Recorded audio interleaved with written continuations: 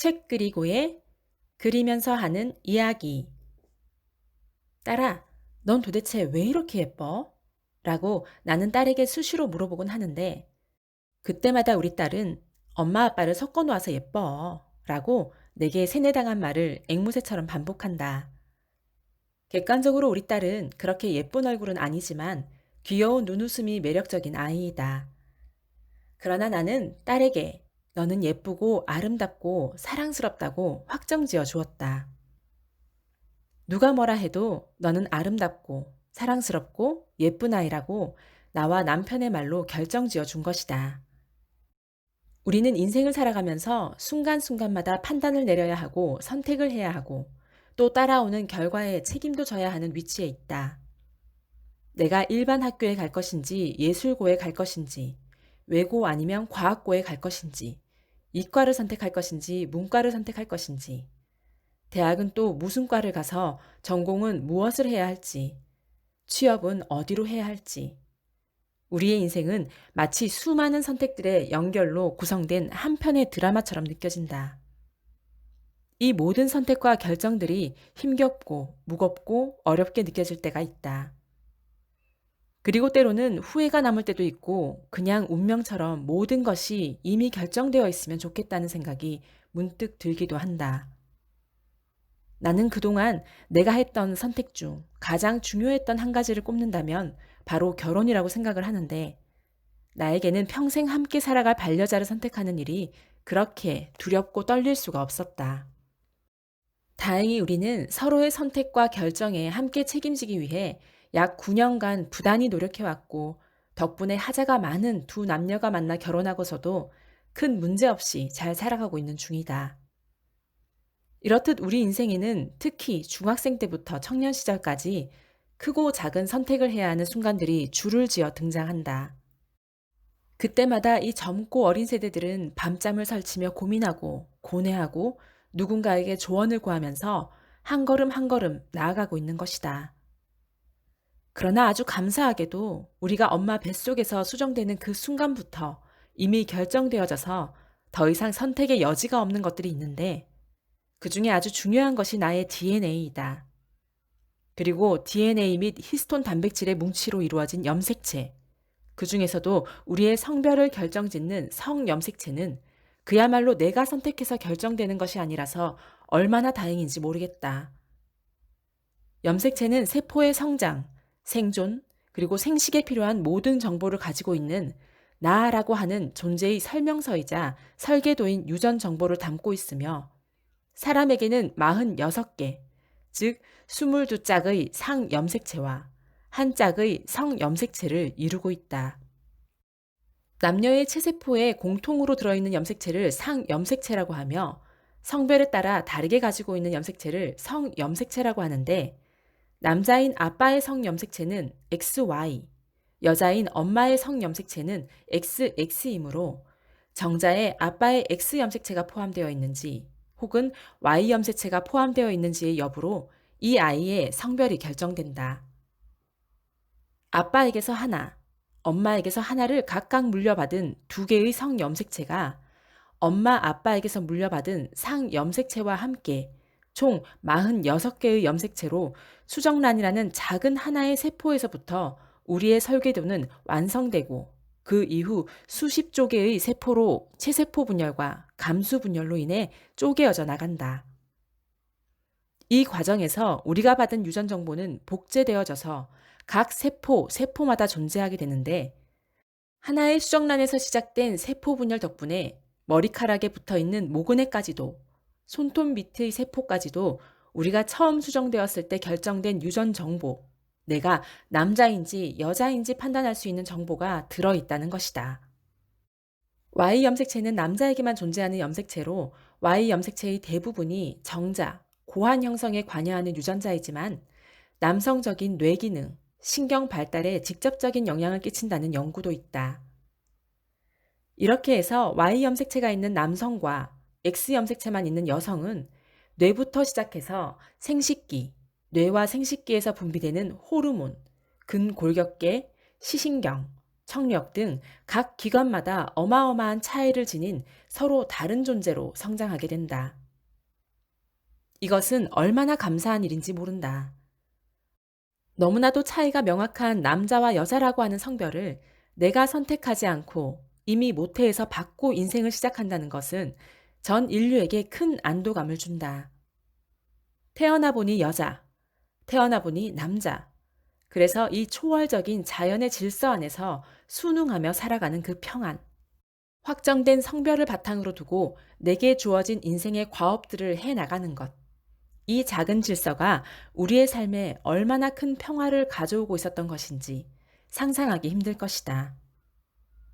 만약 성별마저도 내게 주어진 성염색체와 관계없이 태어나서 살아보다가 내 감정과 느낌을 근거로 선택해야 했다면, 과연 우리는 어떤 모습으로 살아가고 있을까? 지금 내가 시트콤 같은 이야기를 하는 것이 아니다. 실제로 선진국이라고 하는 몇몇 국가들이 인권, 권리, 평등이라는 이름으로 성별을 남성, 여성뿐만 아니라 수십 개의 성별로 쪼개어 스스로 결정하는 일을 허락하면서 사회 곳곳에 엄청난 혼란을 겪어야 했던 나라들이 있다. 2013년 5월, 독일에서는 가족법이 개정되면서 부모가 자녀를 출생신고할 때 성별을 남자 혹은 여자로 정하지 않고 공란으로 비워둘 수 있도록 했다. 이유는 자녀에게 성별을 선택할 권리를 주기 위함이라고 한다. 이러한 움직임은 독일 한 곳에서만 존재하는 것이 아니다. 2017년 캐나다에서는 한 성전환자가 본인이 직접 출산한 아이의 성별을 미정으로 기록하면서 논란이 되었었다. 성전환자인 크리도티는 2016년 11월 직접 아이를 출산했지만 아이의 신체적 특징만 보고서 성별을 결정하는 것은 잘못되었다며 아이가 커서 스스로 성 정체성을 확인할 수 있게 해야 한다고 주장했다.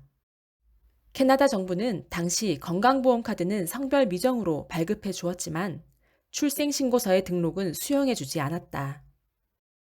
이 사진은 연합뉴스에서 찾은 크리도티와 그 자녀의 모습이다. 예쁜 여성의 얼굴을 하고 있지만 성전환 후 호르몬요법을 지속적으로 투여하면서 턱수염이 자란 모습이고 출산을 한 것으로 보아 자궁과 난소를 제거하는 생식기 수술은 하지 않은 모양이다. 크리도티는 자신이 남성도 여성도 아닌 제3의 성이라고 소개하고 있고 스스로 어머니나 아버지가 아니라 그저 보호자라고 말한다. 그리고 아이는 그 혹은 그녀로 성별을 나타내는 단어가 아니라 그들, 즉 데이처럼 성별이 구분되지 않는 대명사로 불린다고 주장한다. 크리도티는 자신이 태어났을 때 의사가 자신의 성기만 보고 자신이 누구인지 결정했다며 성별을 남자 혹은 여자로만 구분짓는 것은 잘못되었다고 말한다. 그 밖에도 캐나다, 호주, 파키스탄, 네팔 등에서도 여권상의 새로운 성별 선택지를 표시하자는 운동이 진행되었다. 당시 미국 오리건주에서는 세계 최초로 운전면허증에 맨, 피메일이 아니라 제3의 성별도 표시할 수 있게 하였다. 그리고 미국 페이스북은 2015년부터 성별 입력란에 양성, 성전환자 등 58개의 선택지를 주었고 그 밖에도 본인이 직접 자신의 성별을 입력할 수 있는 칸도 만들었다. 타임지에서도 다양한 성 정체성을 가진 사람들을 인터뷰했는데 그들은 한 인간의 성별과 성 정체성을 살면서 얼마든지 바꿀 수 있다. 다양한 사람들이 존재한다는 사실을 받아들여야 한다고 주장했다. 2018년에는 네덜란드에서도 제3의 성을 인정하게 되었다. 출생기록부에 결정되지 않은 성으로 기록하도록 허용하는 판결을 내렸고, 이는 독일, 뉴질랜드, 호주에서도 이미 허용된 내용이었다.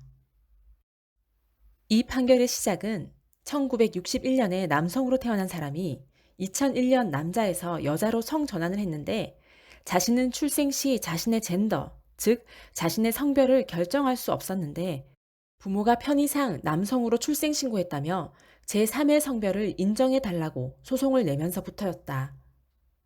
네덜란드가 제3의 성을 인정하는 판결을 내자 네덜란드 성소수자 단체는 네덜란드 인구의 0.2에서 2% 정도를 차지하는 성소수자의 권리를 인정하는 판결이라며 환영했다.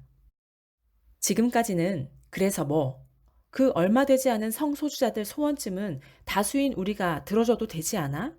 그게 뭐 그리 큰 문제가 되겠어? 라고 생각할 수도 있겠지만 지금부터 그 판결로 인해 일반 국민들과 자녀들의 일상에 직접적으로 영향을 미치는 부분들을 살펴본다면 생각이 완전히 바뀔 것이다. 한겨레 신문에 따르면 2013년 8월 미국 캘리포니아주 공립학교에 다니는 모든 트랜스젠더 학생들은 스스로 선택한 성에 따라 화장실 등을 이용할 수 있고 성별이 분리된 스포츠팀에도 가입할 수 있다는 법이 발효되었다. 학생들이 생물학적 성별이 아닌 자아 인식에 따른 성별을 기준으로 화장실과 샤워실, 탈의실을 선택할 수 있도록 법을 만든 것인데 남성으로 태어난 아이들이 자신을 여성으로 인식하면 여성 화장실, 여성 탈의실을 이용할 수 있고 여성으로 태어난 아이들이 자신을 남성으로 인식해도 마찬가지로 남성 화장실, 탈의실을 이용할 수 있도록 허락해 준 것이다. 게다가 남녀 성별이 분리된 스포츠팀에서도 자아 인식에 따른 성별을 기준으로 가입할 수 있게 되었고, 이를 방해하면 성차별 행위로 처벌받게 되었다. 트랜스젠더 학생 보호 정책을 모든 공립학교에 적용한 주법을 발효하는 것은 캘리포니아주가 처음이었다. 이로써 캘리포니아주의 공립 초등학교부터 고등학교 학생까지 620만 명이 이 법의 적용을 받게 되었다. 민주당 소속 제리 브라운 캘리포니아 주지사의 서명으로 발효된 이 법안은 트랜스젠더 학생 존중법으로 불려왔는데 민주당과 전 미 레즈비언 인권센터 및 미국 시민 자유동맹 캘리포니아 지부 등의 광범위한 지지를 받아왔다고 한다. 미국 공화당과 보수 단체들은 트랜스젠더 학생의 프라이버시를 보호하려다 더 많은 일반 학생의 프라이버시를 침해하게 될 것이다. 화장실이나 샤워실에서 여성으로 성전환한 소년과 단둘이 볼일을 봐야 하는 여학생들의 프라이버시는 어떻게 되는 것이냐며 반발했고, 또 남성의 몸을 지닌 트랜스젠더가 여성 스포츠팀에 가입하면 형평성에 어긋나는데도 법으로 제재할 방법이 없다는 것도 문제점으로 지적했었다. 하지만 이 법안을 작성한 민주당 톰 안미아노 샌프란시스코 하원 의원의 대변인인 카를로스 알칼라는 과도한 우려라며 트랜스젠더 학생들은 일반적으로 튀지 않으려고 노력한다. 그들은 화장실에 들어가거나 자신의 신체를 과시하는 데 관심이 없다고 주장했었다. 그리고 2015년 오바마 전 미국 대통령이 공개적으로 게이 청소년들에 대한 개조 치료를 중단해야 한다고 주장했고 백악관의 부속 건물인 아이젠하워 빌딩에는 성중립 화장실이 설치됐었다. 오바마 대통령은 백악관 선임 고문을 통해 발표한 성명에서 개조 또는 회복요법이라 불리는 이 치료법이 청소년들의 삶에 잠재적으로 엄청난 영향을 끼칠 수 있음을 우려한다며 이런 치료 행위를 금지하고자 하는 노력을 지지한다고 밝혔었다. 그리고 2016년에는 오바마 행정부가 트랜스젠더 학생 화장실 사용 가이드라인을 발표했는데 트랜스젠더 학생들이 자신의 성 정체성에 맞는 화장실과 라커룸을 이용할 수 있도록 하라는 지시를 미국 내 모든 공립학교에 내린 것이다. 미국 내 모든 공립학교에서 남자건 여자건 생물학적 성별과 상관없이 자신의 성 정체성에 따라서 화장실이건 탈의실이건 마음대로 사용할 수 있도록 조치하라. 과연 놀랍지 않은가? 2015년 6월 미 연방 대법원은 이미 동성결혼 합헌 결정을 내렸었고 오바마 대통령이 집권하면서 LGBT, 레즈비언, 게이, 양성애자, 트랜스젠더들을 위한 백악관 초청 행사를 열기도 하면서 성소수자에 대한 차별 철폐를 지속적으로 주장해 왔었다. 그 결과 어떻게 되었는가? 같은 해에 미국 힐스버러 고등학교에서 성전환 수술을 하지 않았지만 자신의 성 정체성은 여성이라고 규정한 한 남학생이 교내에서 여자 화장실과 탈의실을 사용하자 미국 소도시가 발칵 뒤집힌 일이 있었다. 남자로 태어난 페리는 4년 전부터 자신의 성 정체성이 여자에 가깝다는 것을 느꼈다며 고교 2학년에 자신이 성전환자임을 공개 선언하고 여성용 가발과 옷을 착용하기 시작했다. 페리는 수술을 받지 않은 성전환자였는데 미국 교육부 산하 인권부서의 지침, 학생들은 그들의 성 정체성에 따라 시설을 이용해야 한다는 내용을 근거로 학교 측이 남녀 공용 화장실 대신 여자 화장실과 탈의실 사용을 요청하는 페리의 주장을 수용해 주었다. 이 일로 여학생들과 학부모들은 시위에 나섰고 페리가 여자 화장실과 탈의실을 사용하기를 반대하는 집회를 열기도 했었다. 이 사건은 그저 귀여운 수준이다. 그러나 팍스뉴스 기사에 따르면 트랜스젠더 여성, 그러니까 남자가 여자로 성 전환을 한 사람이 화장실에서 10세 여자아이를 성폭행해서 유죄 판결을 받은 사건이 있었고 2018년 미국 조지아주에 위치한 한 초등학교 여자 화장실에서도 트랜스젠더가 5세 여아를 상대로 성범죄를 저질러 조사하게 된 사건이 있었다. We don't care 이라는 문구가 참 매몰차게 들린다. 그리고 올해에도 위스콘신주의 18세 고등학생이 성중립 화장실에서 성폭행을 벌인 혐의로 체포된 일이 있었다. 결국 이 학교의 성중립 화장실은 폐쇄되었다고 한다. 미국과 유럽권 국가들이 게이, 레즈비언, 트랜스젠더, 양성애자, 그 끝도 없는 성별로 자신을 정의하는 사람들, 짧게 말해서 성소수자들을 차별해서는 안 된다는 근거로 법을 바꾸고 제도를 바꾸었다. 그것은 어쩌면 많은 사람들에게 성소수자의 인권, 권리, 존엄, 평등이라는 단어를 사용함으로써 선한 일이라고 판단되었을 것이다. 그런데 어쩌다 이렇게 평범한 학생들에게 끔찍한 고통을 안겨주는 일들로 결실을 맺게 되었을까? 남자와 여자 외에 제3의 성도 인정하면서 자신의 감정과 느낌대로 성별을 선택할 수 있도록 허락해주는 것은 결국 우리 일상의 가장 중요한 부분까지 그 영향을 미치게 했다. 영국과 아이슬란드에서도 차별을 없애자며 학교에 남녀 구분이 없는 화장실을 도입했고 스웨덴 화장실은 70% 이상이 남녀 구분이 없다고 한다. 이유는 이렇게 사람을 구분하는 것은 배려가 아니기 때문이라고 한다. 남성의 몸이지만 여성의 성 정체성을 가진 사람이 화장실 앞에서 갖는 그 고민, 그 난감함에 대한 배려로 모든 일반 평범한 사람들도 남자든 여자든 don't care 하면서 함께 볼일을 보라는 것이다. 모든 사람에게 구분을 없애는 것, 그것이 배려라고 하는데 우리 자녀들의 수치심과 두려움은 배려받지 않아도 되는 모양이다. 이 문제는 남의 나라에만 국한되는 문제가 아니다. 올해 우리나라에서도 성전환자가 성별 정정을 신청할 때 기존에 반드시 제출해야 했던 필수 자료들이 그냥 참고용으로 바뀌어 성별 정정 절차가 간소화되었다. 이로써 판사들의 판결에 따라 성전환 수술을 하지 않아도 성별을 바꿀 수 있는 길이 열리게 된 것이다. 외부 성기 성형수술을 필수적으로 요구하는 것은 인간의 존엄성과 행복 추구권을 침해하는 행위라는 취지로 벌써 지난해 4월 인천지방법원은 성기수술을 하지 않은 성전환자의 성별 정정을 허가했다. 이 일로 많은 사람들이 국민청원으로 반대 의사를 밝혔었다. 그러나 한국다양성연구소 김지학 소장은 성별 정정 간소화를 발판 삼아 사회 다양한 곳에서도 성전환자 인권이 신장되길 기대한다.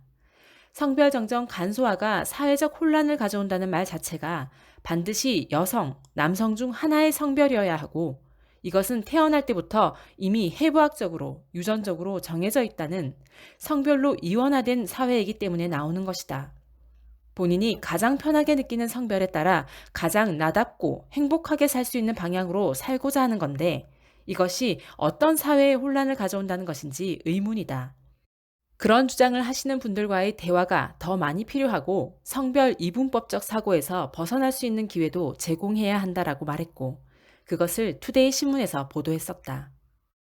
게다가 초, 중, 고 혹은 그 이전부터 공교육 내에서 성평등, 이 성평등은 남자와 여자가 평등하다는 것이 아니고 제3의 성별까지도 모두 차별하지 않고 받아들여야 한다는 내용인데 이 성평등 교육과 성교육을 포괄적으로 한 인권교육이 필요하다고 주장했다. 나답고 행복하게 성별 이분법적 사고에서 벗어남, 성평등, 인권, 온갖 좋은 말이란 말은 다 가져왔지만 결론적으로는 누군가가 남자 성기 달고서 자신이 여자라 주장해도 그의 인권을 배려하기 위해 인정해 주라는 내용이지 않은가. 거기다 그런 사람을 차별하지 않도록 어릴 때부터 공교육 내내 성평등, 성교육을 하라는 것이다. 이러한 교육이 오히려 아이들로 하여금 자신의 타고난 성별을 의심하도록 부추기지는 않을까? 우리는 이제 곰곰이 생각해 보아야 한다. 남자와 여자, 우리의 염색체가 증거하고 있는 그 타고난 성별의 질서 안에서 순응하며 살아가는 것이 진짜 행복한 것일지, 남자와 여자, 그리고 수많은 분류되지 못한 제3의 성까지도 인정하며 자신의 감정과 느낌, 기분에 따라 성별을 선택하게 하는 것이 진짜 행복한 것일지. 아기가 좁은 자궁에서 드디어 세상이라는 큰 공간으로 나올 때 잡을 것, 매달릴 것을 찾아 팔을 휘젓는다. 아주 좁은 바운더리 안에서 40주간 머물렀던 아기에게 갑자기 무한한 바운더리의 공간을 제공하면 아이는 불안하고 두려울 수밖에 없다. 그래서 간호사는 빨리 아이의 입에서 이물질을 제거하고 씻겨서 속삭이라는 천으로 온몸을 포근하게 감싸 안는다. 그러고 나서 엄마의 품에 안겨 젖을 물 때면 드디어 아이는 안정감을 느끼고 평안함을 느낀다. 이 속삭이는 아기와 세상 사이의 경계를 명확하게 하면서 엄마의 자궁에서와 비슷한 안정감을 느끼도록 도와준다. 부모는 아이의 발달 과정에 따라 알맞은 크기의 바운더리를 지정해주는 역할을 한다. 그중 가장 중요하면서 가장 첫 번째로 우리가 아이에게 지정해줄 바운더리는 너는 나의 자녀, 그리고 나는 너의 부모라는 그 명확한 경계인 것이고, 두 번째는 바로 남자 혹은 여자라는 성별의 경계이다. 우리의 아들에게 네가 남자라는 사실은 결코 바뀔 수 없단다. 네가 아무리 힘이 없고 울보라도, 네가 지금 핑크색을 좋아한다 해도, 네가 여자와 노는 것이 편하게 느껴진다 하더라도 너는 훌륭한 남자란다. 너는 따뜻한 아빠가 될 것이고 배려가 많은 남편이 될 수 있겠구나. 너랑 결혼하는 아내는 얼마나 좋을까? 라고 부모의 말로써 확정지어 주는 것. 이 강력한 말 한마디로 아이는 성 정체성 따위를 찾는 데에 자신의 온 일생을 헤매이지 않고 진짜 해야 할 일, 진짜 가치, 진짜 비전을 찾아서 거침없이 나아가게 된다. 딸에게는 네가 아무리 남자보다 힘이 세고 운동을 잘한다 해도 남자들과 노는 것이 더 편하게 느껴진다 하더라도 너는 너무나 사랑스러운 여자란다. 너는 남편과 함께 취미를 나누고 공감할 수 있는 아내가 될 것이고 아이들과 함께 즐겁게 놀아줄 수 있는 엄마의 능력까지 갖췄구나. 너무나 좋겠다. 라고 말해주어야 한다. 우리는 사람을 구분짓는 경계, Y 염색체를 가진 남자와 X 염색체만 가진 여자라는 명확한 정답지를 버려두고 무한대의 성별 선택지를 제공하며 아이 스스로 결정하도록 하는 그 무거운 책임을 아이의 어깨에 지우지 말아야 한다. 그것은 마치 내가 분명히 딸을 낳았고 딸아이의 DNA는 나와 남편에게서 온 것이 너무나 명확한데 무한한 어른들을 보여주며 너는 부모를 선택할 권리가 있으니 스스로 선택하라는 것과 다를 바가 없는 것이다. 이미 확정된 것으로부터 제공되는 인생의 행복감과 안정감을 만끽하면서 자신을 향한 비전과 사명을 거머쥐고 표대를 향해 달려나가는 아이가 되기를. 안심해라 얘들아. 너의 감정과 너의 느낌과는 상관없이 너의 성별은 엄마 뱃속에서 수정될 때 이미 확정됐단다. 책 그리고 다음에 만나.